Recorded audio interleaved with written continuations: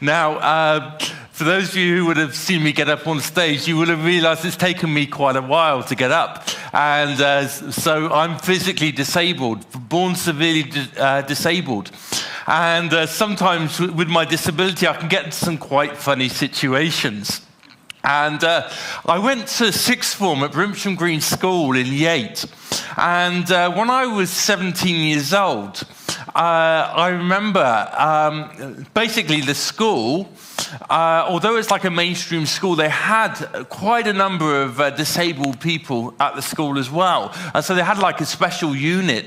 And so they had some staff there, especially to help out these disabled people.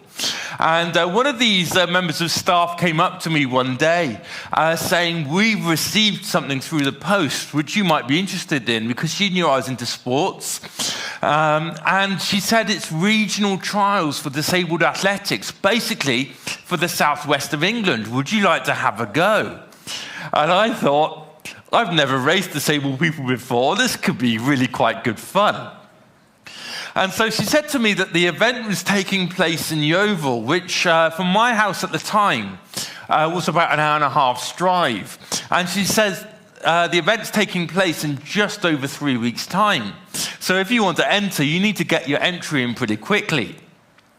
And so I took the forms home and I thought, I'm not very quick, but I've got quite good endurance, so I can keep going. So I thought, well, let's enter the 1,500 meters. And then I thought, if I'm going all the way down to Yeovil, what's the point in doing one race? It will be over very quickly. I thought I might as well enter a second race too. So I entered the 400 meters as well. Now, at the time, you have to bear in mind that I'd never run 1,500 meters before. I'd walked it, but I'd never run it. But I thought, oh, it'll be fine. I can train for it. And so I trained for it over those 3 weeks. And I gradually built up the distance. And I ran the 1,500 meters twice in practice.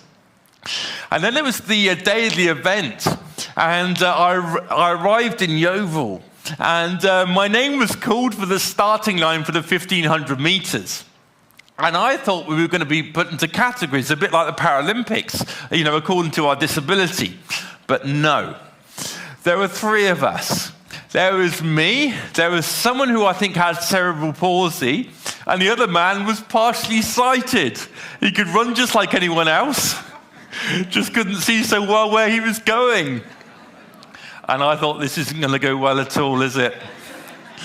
And anyway, the race got underway, and I was soon well behind the other 2. And it occurred to me, as I was running around, the partially sighted man is going to lap me. Is he going to see me? And fortunately, he ran round me. And then the cerebral palsy man lapped me, and then the partially sighted man lapped me again. And I ended up having to run the whole last lap all on my own.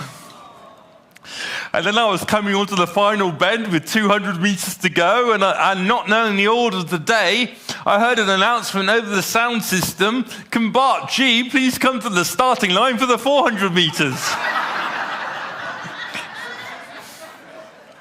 And I was thinking, I'm on my way. But could I not just have a bit of a break in between? I was pretty tired at that point. So almost as soon as I finished the 1,500 meters, I had to start the 400-meter race. And do you know what was wrong with the winner of that 400-meter race? He was deaf. My only chance was that he couldn't hear the gun. I thought, this isn't very fair. I've just ran the best part of a mile with my disability, and that was his first race. I thought, I've got no chance. And the other funny thing about that race was there were people who came in wheelchairs, I imagine, probably to rest their legs. They all got out their wheelchairs, they all ran around to beat me, and then they all got back in their wheelchairs again.